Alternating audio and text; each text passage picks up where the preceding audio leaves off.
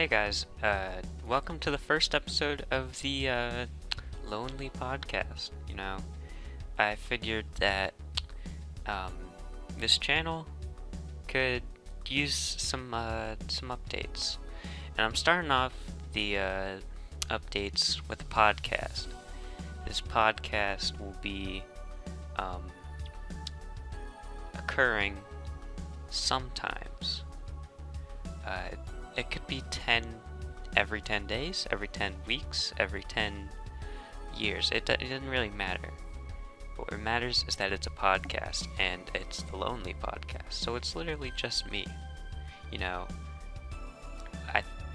So today I figured, I got my notepad open. I'm gonna talk about some things in the Lonely Podcast. I'm gonna talk to myself. I'm my own guest on the podcast, so it really gives me a lot of creative freedom to definitely make something interesting and not boring. So, I was this is so stupid. My friends made a joke about making a podcast, and I was like, you know what? I want to make a podcast with myself.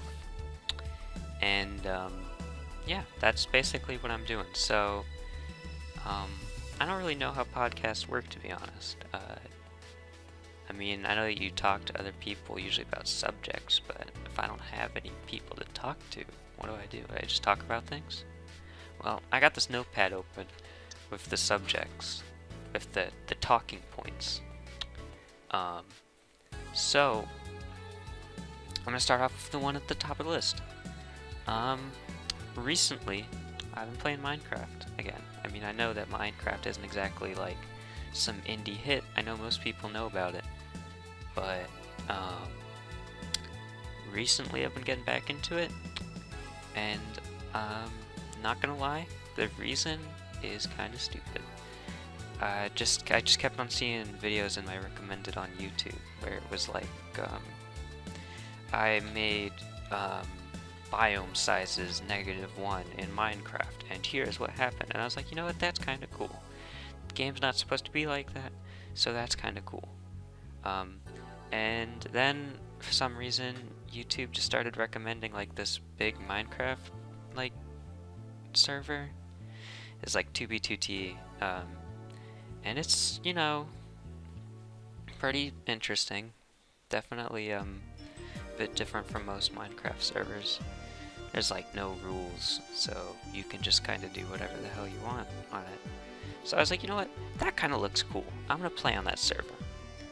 And I booted up Minecraft, and I think I realized that it wasn't like on 1.12. I was on like 1.12 or something. I might be wrong. Might have been forgetting it, mixing up that memory of something else, but basically I couldn't really play it. Well, actually I could, so that I then got downgraded to 12.2. I might be mixing up the story, but either way, I got into the server, and there's a queue, and the queue had like 500 people in it, and it was going to take me 3 hours to play on this server. And I was like, you know what? I like this server, it's a cool idea, but I don't think I care that much about it. So I decided that instead of playing on this Minecraft server, which was going to take me 3 hours to play, and by that point it would probably be time for me to go to bed, because it'd be like 11 o'clock, I decided to play on basically like clones of this server. Like, they came around after it, and they are kind of just stealing the idea to an extent. Oftentimes they have, similar names even, but that's besides the point. So I got one of them. It was like Constantium.net, and it didn't seem too bad, but the lag, I don't know what it was like on 2b2t, because, I never actually played it, because the queue was way too long for me to want to try and play it. And I wasn't gonna pay like $20 a month to get the premium thing, whatever. So the lag, I think the TPS was like 5 most of the time. And TPS is like ticks per second, and 5 is definitely not a good TPS. You usually want to be at least a little bit higher.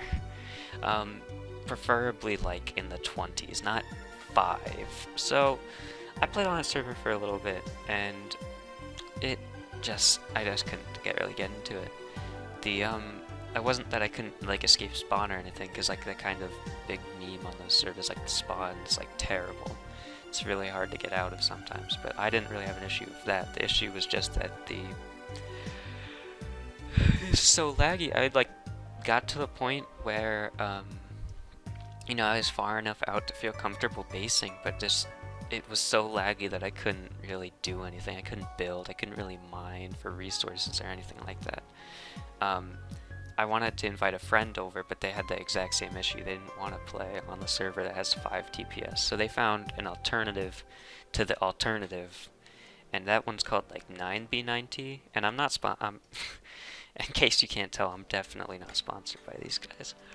But this server was, you know, it seemed to work. It was a bit bigger than Constantium, but not as big as 2B2T. So that was cool, because like it's not like terrible to the point of like where you can't base anywhere because like all the land's destroyed, but there was enough people where it doesn't feel like if you just walked out 1,000 blocks you'd never run into anyone.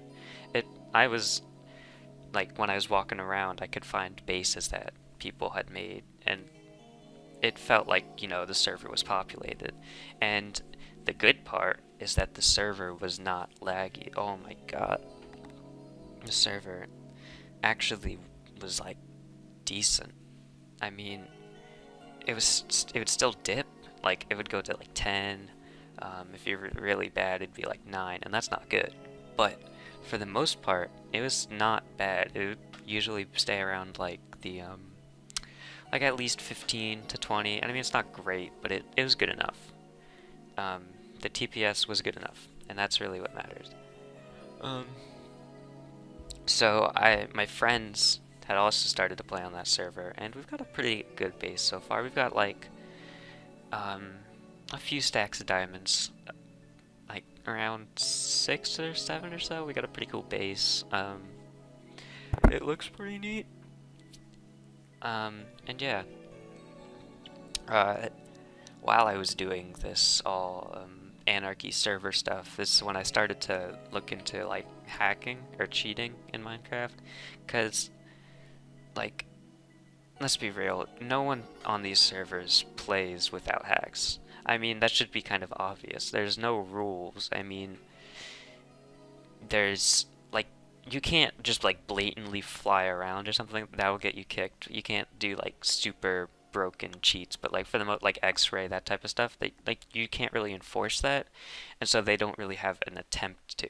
It's pretty much like, if you're not playing with hacks on, you're just shooting yourself in the foot. Because I don't want to mine around for like 10 hours just to find 2 diamonds when I can turn on X-ray and find a stack in 10 minutes. Like, there's not really a good incentive to not do that. And I think that honestly, it shifts the balance of Minecraft from finding diamonds and then all that stuff to building up something strong and powerful and just being like decked out as all hell, and that's fun. I think that, you know, is a bit more interesting, I guess. I mean, it's not as like, they're good for different reasons, like vanilla Minecraft and this anarchy hell Minecraft where everyone's cheating.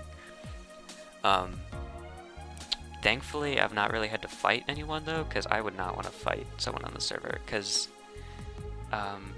fighting on like these types of servers, not only is it laggy, it's just a test of who has a slightly higher enchantment, who has their like a slightly better connection to the server so that their kill aura works better, who has, you know, more end crystals to suicide bomb, but they also have protection 5 or whatever on their arm, or like that type of stuff. That's just not really too interesting. So I'm glad that I haven't ran into something like that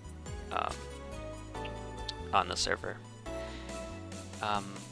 The spawn was also a lot harder to get out of in on 9b9t than on Constantium.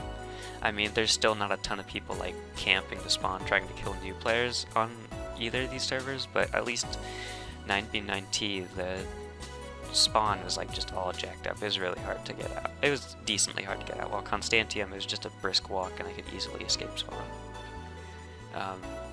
So that's pretty cool. I didn't really pay attention much to like the chat or the community on either of these servers, because I'll be honest, it kind of scares me. But I would say that out of the two, Constantium probably had a little bit of a better community. It wasn't like as just shit, but I still would not want to play on Constantium because the lag just makes it unbearable. So yeah, pretty interesting.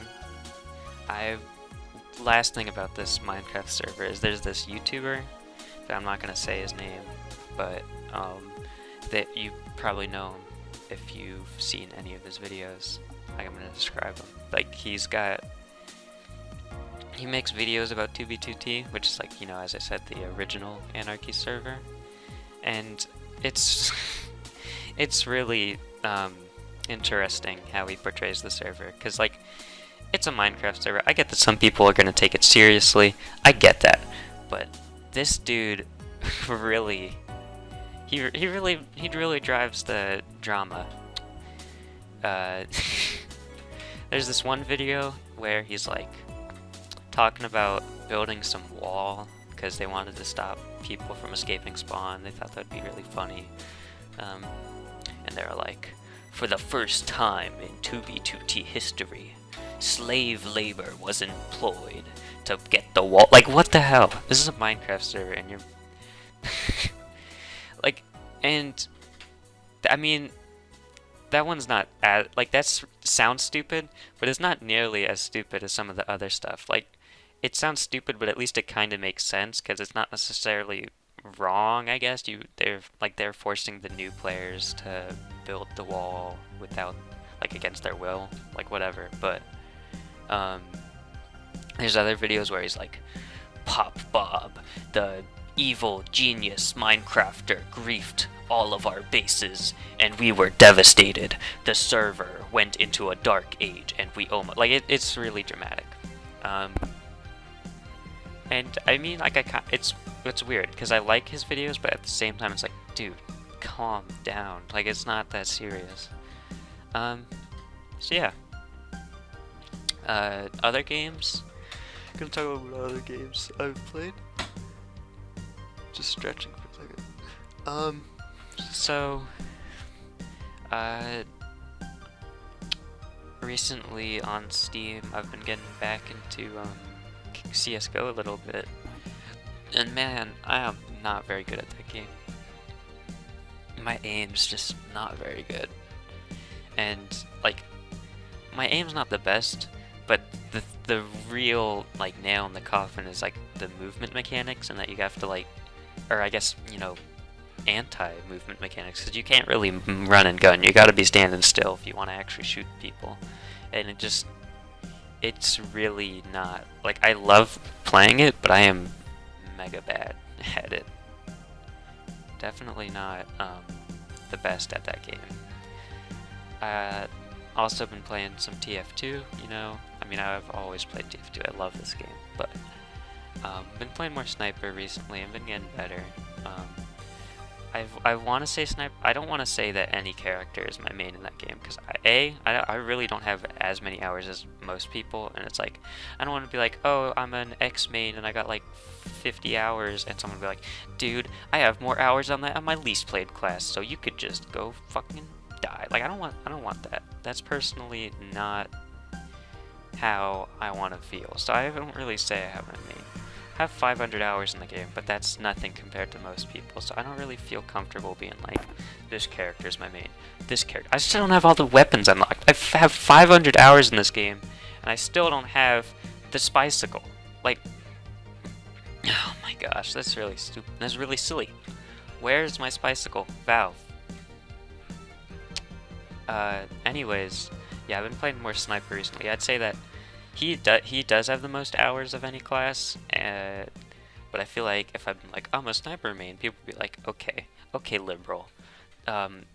First of all, Sniper's the easiest class in the game, so if you main him, you fucking suck. Like, I don't really want to feel that, you know? I don't like feeling inferior. Not really my thing. So, I'd prefer if that wasn't the case. Other than that, finally got around to playing Deltarune. This game's been out for at least like 7 months or something crazy by now, and I just never got around to playing it. I just didn't really have the motivation. But when it came out on the Switch, I was like, you know what? Fine, I'll play the first part. I mean, that is the only part that's out, but I'll play this finally, whatever. And it's really good. I mean, I don't want to say that Undertale is like a guilty pleasure, because there's nothing wrong with liking Undertale, despite, you know, some of the community being a little weird. But I never like want to be like, oh man, honestly, I just really love Undertale, like, because I mean I do, but I don't want to say that, because it just seems, you know, weird, and especially the game's a bit old, relatively now, so the people that are still into it, like, kind of can't seem to get, like, let go, like, and make OCs is kind of weird, but, anyways, I played Deltarune. I really loved it. I love the writing style, the combat mechanics and all that are fun. It just really feels like the next step forward, if that makes sense, and it's really cool, like, for Undertale. And I'm really looking forward to the later parts, which probably won't be free, which I guess he actually said that in the trailer on the Switch.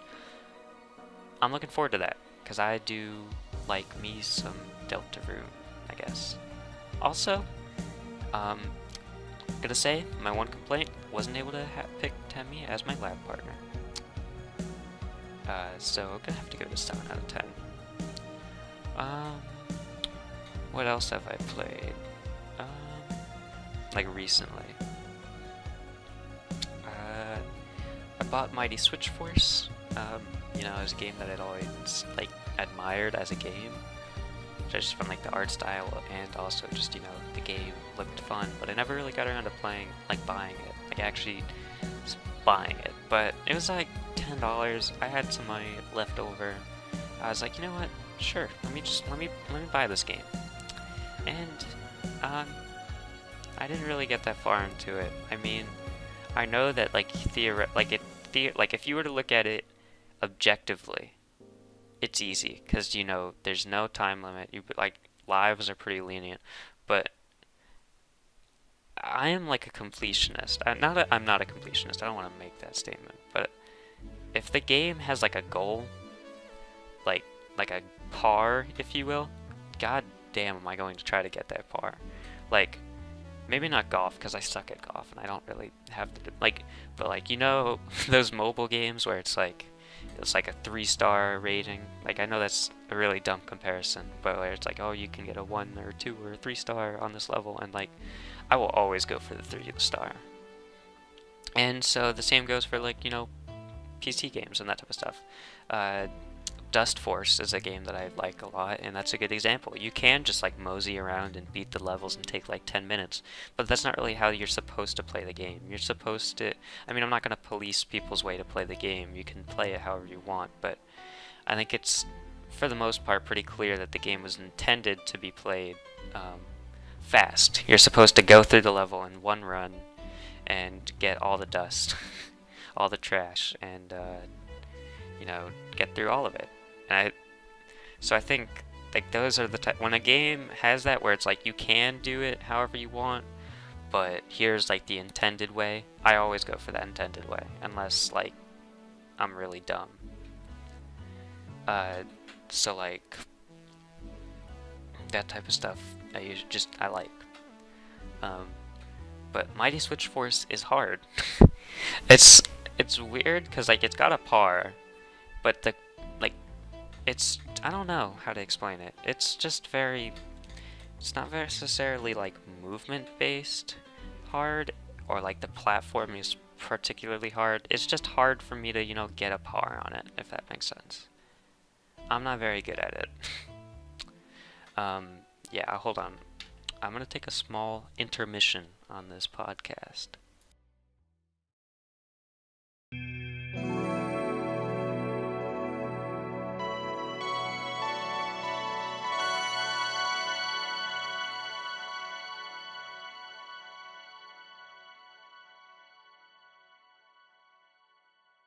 Alright, so I'm back.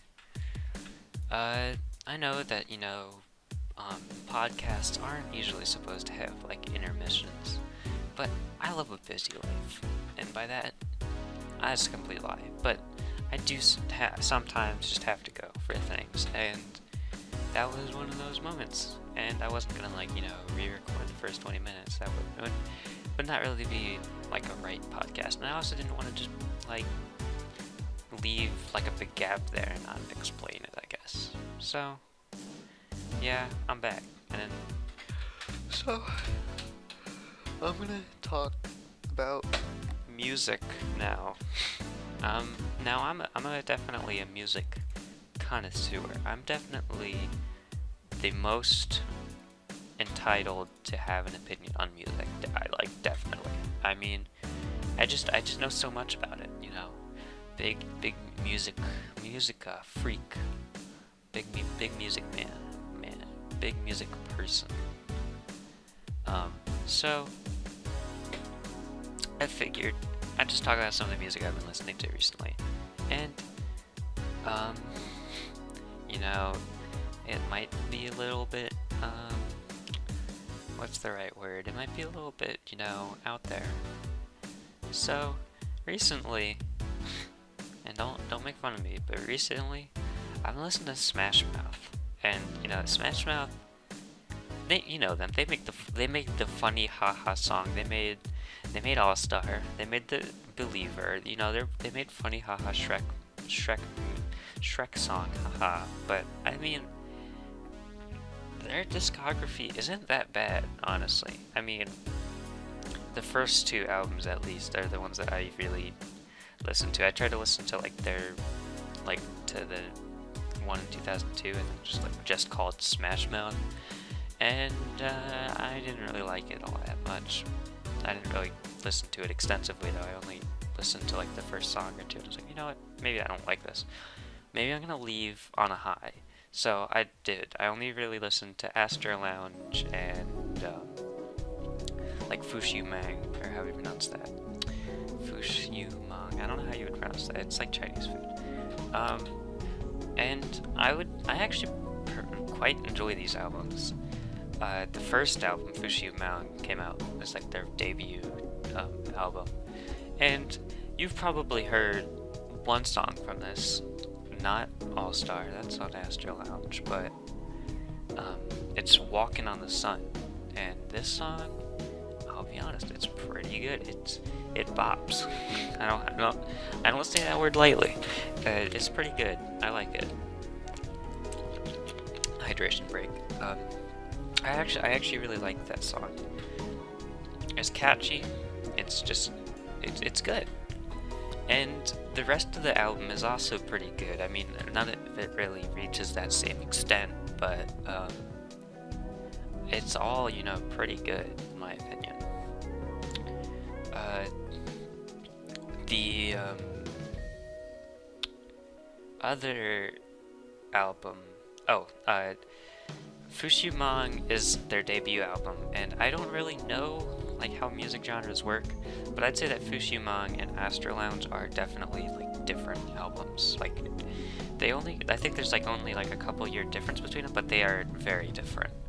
Fushu Mang is it's not ska, but it has ska influences, and Astor Lounge is not pop, but it has more pop influences.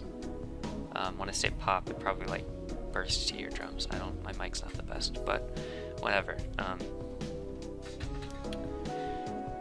I think that out of the two albums, it's hard to decide which one I like more. Astro Lounge, maybe, but no, I think I'm gonna have to stick with Fushima. So let me talk about Astro Lounge. Astro Lounge, despite the name, I think it's not, like, some of the songs are like they're spacey, if that makes sense. Like, I know that's not a genre, but they feel like space music. Like, if you were to go to a lounge in space, there's that type of music they play. It's really, really crazy how they name albums like that. But I mean, I like the album. I think both of them. But Astro Lounge is a bit more like toned down, I guess. Like, it doesn't really have any. It doesn't go as out there, I guess, as I'll be honest, neither of the albums are like super ambitious or anything, but I think the Astro Lounge plays it a little bit more safe because Smash Mouth was cemented by that point as, you know, pretty decent. I mean, I'm pretty sure Fushimang was like a double platinum, and Astro Lounge, they played it a little bit safer, got a triple platinum. So yeah, I mean, I don't really know that much about music, to be honest, but that's besides the point. So if I were to name my favorite songs from those albums, for my favorite song from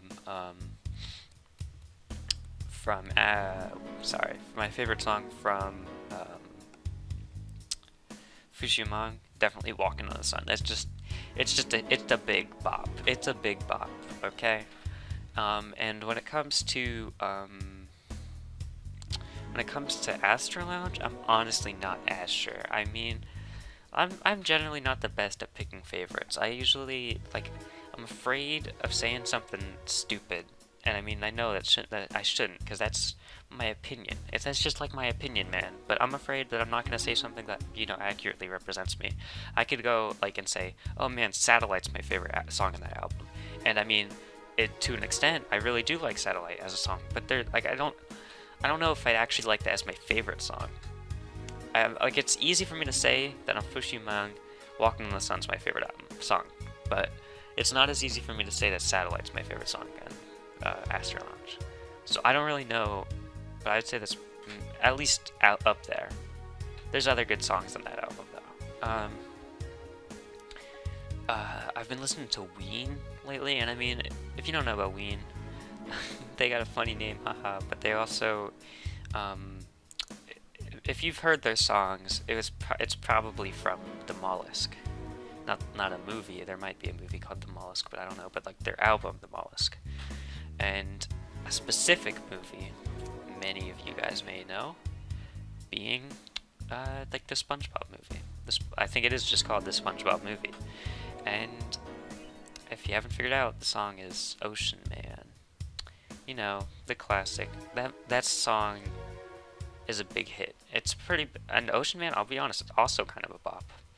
But if you've listened to any other songs from Ween that aren't Ocean Man, it's probably also from the Mollusk. I think that's definitely their most successful album. If you go onto like their Spotify page, 4 out of their 5 like top hits are from that album, and it's a good album. I don't think that the Mollusk is like nautical themed. It's based off of like sea shanties, which is pretty weird for an album. And Ween themselves are generally a bit more of like they don't take themselves very seriously. I don't mean that in like oh, we don't care too much about the music, but as in like they don't care that much about the message, I guess. Like I'm not a big person to like to dissect the lyrics, so I'm not 100%, you know, I can't say, oh, the music theory tells me that blank or whatever, but they don't seem to take themselves very seriously in their lyrics most of the time, and I think that to an extent kind of improves their music. To some extent, it also detracts from it. And if like I do like one of their songs if I do genuinely like one of their songs, I like doubt myself, like am I missing the point or whatever. But that's besides the point. The Mollusk is a very weird album.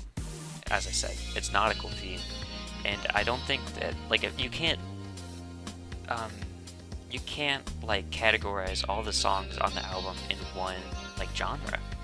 Because you've got, like, Ocean Man, which is, you know, the big hit, the big bop. You got the Mollusk, Mutilated Lips. Those are probably, like, you know, I would say those are probably all, you know, kind of pretty similar. I mean, Mutilated Lips is a bit different. But then you've got, like, Johnny on the Spot, which is, like, weird. It doesn't sound like any of those. Then you've got the Blarney Stone, which I can't stand that song, but, you know, it's definitely different from the rest of that album. You've got, like, Buckingham Green, which is, I mean, it's kind of similar to the other three I mentioned, like, Mollusk and Ocean Man, but it's still, you know, different. And that's just how the album is. All the songs feel pretty different. Even Ocean Man and Mollusk, well, probably two of their most similar, and funnily enough, the most successful on that album, are still, you know, pretty different in my opinion. But that's coming from someone who has no understanding of musical genres, so I'm sure someone could tell me, well, actually, if you look into the music theory, it's actually following a 1-3-4 rhythm, which actually means that they're basically the same song. And if you really look into the lyrics, well, actually, they're both parts of the same story. Like, whatever. Other than that, like, I've always listened, I mean, I've listened to the Mollusk for a while now. It's been on my Spotify playlist for a while now, but I've decided to kind of expand outside of the Mollusk and go into some of their other albums, which I haven't done before for Ween. Not really, at least. I listened to a little bit of, like, White Pepper, and I didn't really like it that much, but I also didn't give it a full chance, so I might. I mean, Banana and Blow is okay, but anyways, off topic. Because I can't give a judgment on that, because I haven't listened to it yet, fully. So the next album I listened to was Quebec, and Quebec, actually, if I really want to be specific, the next album I listened to was, like, their top 10 country hits, or something like that. And I don't know if this is a parody, like, it's parodying, like, the albums that are top 10 hits, or if it actually is if they're all actually are, you know, country songs that they're covering. It's called 12 Golden Country Greats. So I don't know if they're like, if it's supposed to be like a joke about these types of albums where it's like covers of other songs, or if it actually is covers of other songs. But not really. I don't really like country music. Hold on, I'm actually gonna open up Spotify, and I can tell you that I have one of the songs on this album liked, and that would be Piss Up a Rope, and that was just because it was funny. The rest of this album, not really my thing. But that was also a pretty long time ago. I just listened to it because it had a funny name. But if we want to talk about actually getting into it, the next album that I genuinely listened to, I didn't even really listen to great country hit, like Golden Country Greats all the way. Next album I fully listened through by them was Quebec, and Quebec came out in like 2003, I believe. And Quebec is very interesting, but I really like it. Once again, I feel like if I like Quebec, that makes me like, maybe I'm missing the point, but I really like Quebec. It'd be like one of those people who's like, oh wow, cyberpunk looks so cool, I want to live in a future like that, and then, like, you're missing the point of cyberpunk, something like that. But I do like Quebec. I think a lot of the songs on that album are pretty good, and it kind of has this weird, this is gonna sound stupid, but a lot of the songs on that kind of have a pastel vibe, and that's gonna sound stupid, and I mean, feel free to comment below, like, this is stupid, why would you say that? That doesn't make sense in a musical sense. But, like, a lot of their songs, they just feel like, not calming, definitely not calming. I mean, you got, like, the Fucked Jam, and that song's like crazy. But a lot of them, like Zoloft and Fancy Pants are, you know, they're a bit more calm. I get that Fancy Pants is definitely like a bit more of like a joke song, but still, it feels cool. And then some of their other songs on that album kind of feel spacey, not in the same way as Astro Lounge, but still kind of spacey. Let me pull it up. Like, I don't know.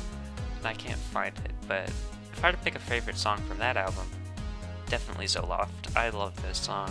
Just really good. I definitely enjoy Zoloft. And then we can go to the final album that I've listened to by them, and I mean, I'm pretty sure it's the only other album that they've made. Really, is Chocolate and Cheese, and Chocolate and Cheese is weird. I don't fully understand Chocolate and Cheese, because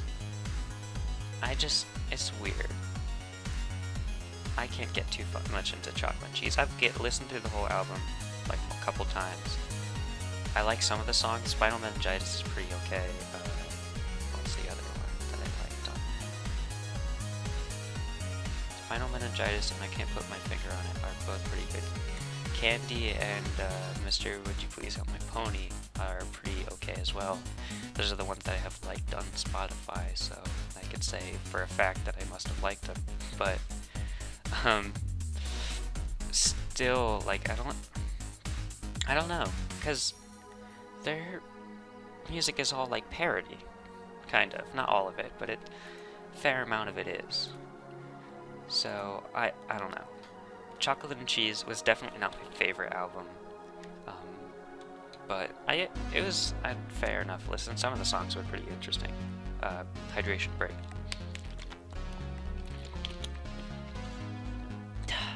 Okay. So, yeah, and other than that, while I'm on this topic of music, I want to mention one other thing, being Of Montreal. And Of Montreal, I think I got the name right, are very, I don't understand. I listened to Of Montreal like once, and I was like, hey, this isn't too bad, but then I was like playing a video game, and I didn't really listen to the lyrics, and I listened to the lyrics of Montreal, and I'm like, hold on a second. Did I just say that? And then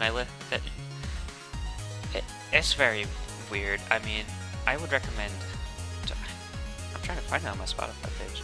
I'd recommend listening to Of Montreal to at least like get what I'm talking about, but it's definitely interesting. Like, it's weird for me, because I'm not generally, like, I'm not a person that, like, super, like, analyzes the lyrics of the song, but I do like to, have the song not just be, like, stupid. I do like the lyrics to, make some sort of sense. And Skeletal Lamp, Of Montreal, their lyrics are so, like, just weird. Maybe I'm not getting it. Maybe I'm not understanding all the complex subtleties of their songs, but it's very weird. And I couldn't really listen to it. Like, once I started to, actually listen to the lyrics, I was like, I can't listen to this, because it was really stupid. Last thing about music, In the Aeroplane Over the Sea, not listen to it. Just thought I'd let you guys know, just thought I'd let you guys know that one, specifically. Just thought I'd let you guys know, I have not listened to that album. Okay. So, I got a request. I was asking my friends, which didn't want to make a podcast with me, that's why I made the Lonely Podcast, what I should review on this Lonely Podcast, or what I should talk about. And they didn't really give that many helpful things, but one thing that I did get, which I did like, was why do most blue-colored, why do candies that taste blue, that are colored blue, taste the best? And I don't know the answer to that. Now, I can't say for a fact that this is 100% true, because honestly, I don't 100% agree. But I'd say it's close enough, because there's a lot of candies out there, and I'd say a fair amount of them that blue is the best flavor.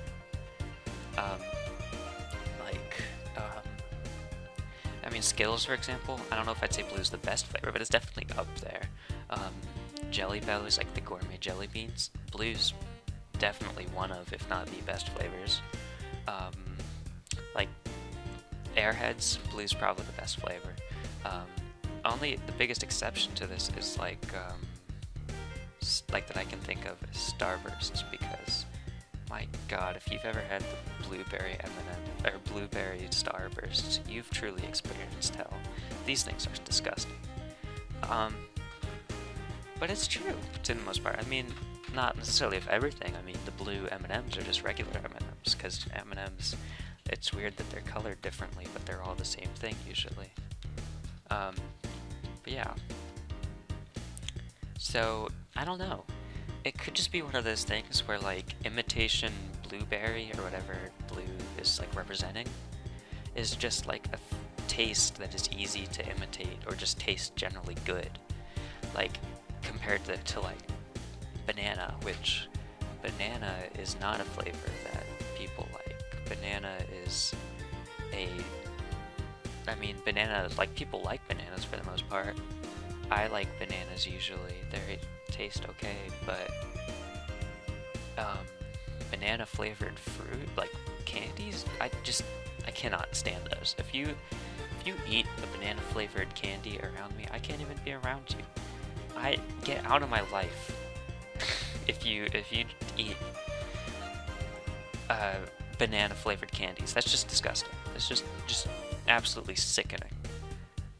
And speaking of sickening, and speaking of candies, what is up with, like, Jelly Bellies? I think that, like, honestly, 2 flavors of Jelly Belly are good, and then, like, they're pretty good, because I think Jelly Belly, they know how to make a good jelly bean. They just decide not to, though, because, like, you got, like, obviously you got the bean pools and stuff, which is intentionally tasting bad. Whatever, I can get that. I don't understand why you'd want to have intentionally bad Jelly Bellies, but at least they're marketing it as intentionally bad, so it makes sense. But, like, salted popcorn, buttery popcorn, jelly beans, no thanks. Chocolate jelly beans, not really my thing. Licorice jelly beans, I don't even like licorice normally. I'm definitely not gonna like it in jelly bean. Like, they probably got, like, Surströmming jelly beans by now, like, root beer jelly beans. I don't really like root beer, but, I mean, I guess that's not the worst thing they can make. I'm just waiting for, like, dried salmon jelly bellies, and cat urine, but whatever. I just don't understand, because they have such a wide, like, if you were to buy, like, their normal packs, which, are just like a variety pack, most of the flavors on the back are going to suck. I'm gonna look it up right now. Hold on. Jelly Belly flavors. They all suck. Butter. There's not even butter popcorn, just butter. That's disgusting. Why would you eat that?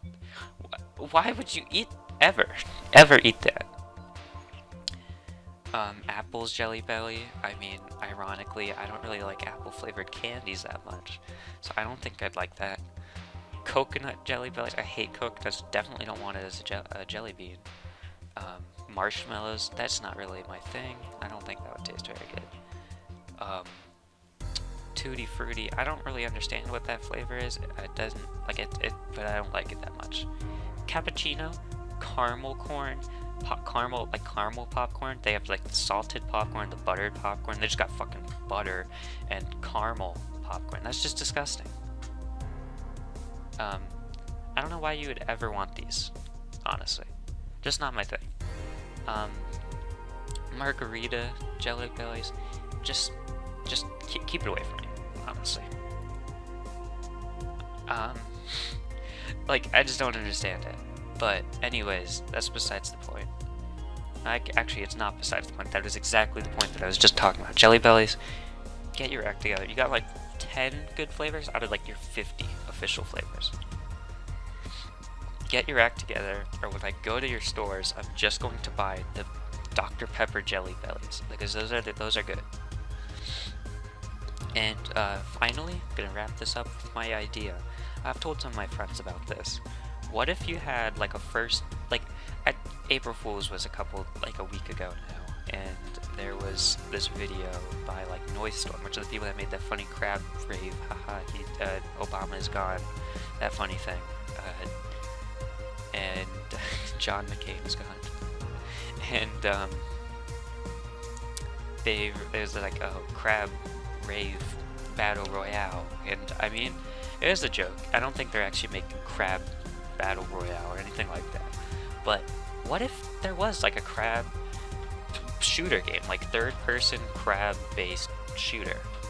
And I felt like it would not be a bad idea, because like, so you've got the so you know how crabs walk? They walk faster on their sides, like when they're walking sideways, than they do when they're walking forward.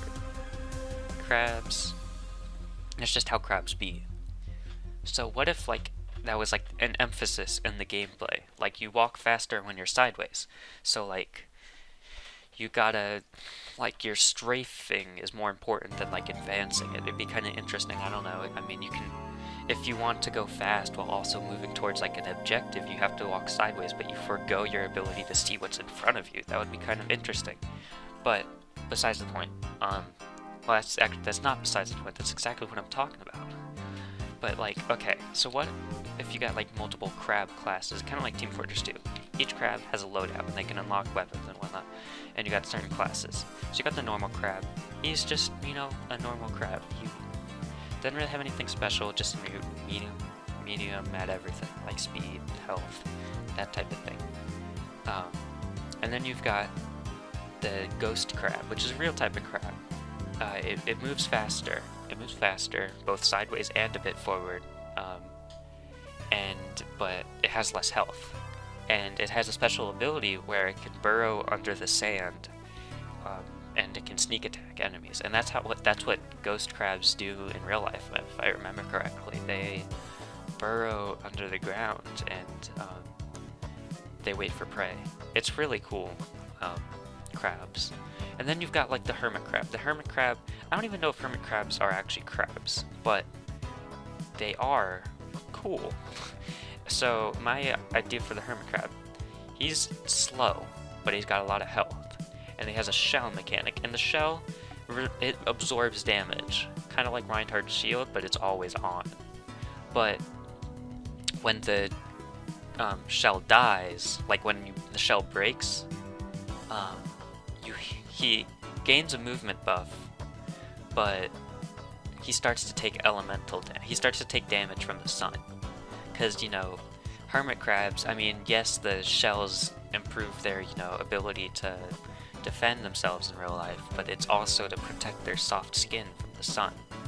So it would be cool if you had like a shell mechanic like that. So like you have to either get a shell or you start to take, you know, damage. And it would also kind of be an interesting playstyle, because, like, you know, let's talk about the weapons the crabs we have. And like the normal crab has normal weapons. The Spectre, or the ghost crab has, you know, lighter weapons, and the hermit crab has heavy weapons. It's got the strongest weapons, because it's, you know, a kind of a tank. Maybe not the strongest weapon, but you know what I mean. Like if you don't want to be near it, if it's got like a powerful weapon, like maybe a powerful close range weapon or something like that, kind of like Reinhardt. I guess it's just Reinhardt. But it would be kind of interesting. Like you could, it'd be like a play style maybe. Like I'm gonna play the hermit crab and not use shells. So I'm gonna, you know, I'll be always taking damage, but I'll be able to use my powerful weapons up close, and I'll be able to evade faster because I got no shells. So I'm moving faster, but I'm taking damage. So it'd be almost like as if you were playing as a ghost crab, but you're constantly taking damage, have slightly stronger weapons, and you also can't burrow. That would be kind of interesting. And I mean, there's like tons of crabs that have cool, like, interesting things. So it'd be a kind of cool idea to have like a crab game. I don't necessarily think it should be a battle royale. I don't think classes belong in a battle royale. I mean, not a jab against Apex Legends. I haven't played that game, but like I wouldn't want something like that. So I'm thinking more of like a team-based game, like a class game, like maybe like Team Fortress 2, or like Overwatch. And I just think it would be cool. I mean, when I mention this to my friends, they think I'm joking. And I mean, to an extent, it's like I'm kind of joking. I don't expect something like this. I don't even know if it'd really be fun. But it's like, like, it just seems like an interesting idea. It's an untapped market. Crab-based shooters. So that's gonna have to wrap it up for the Lonely Podcast episode 1. Um, I don't know if there's ever gonna be more episodes. I don't know if this is an original concept. I wouldn't be surprised if someone's made a much better execution of this terrible joke. But that's besides the point. Thank you for tuning in to the Lonely Podcast. I'll try to get these podcasts on iTunes and Spotify soon. Bye. Bye.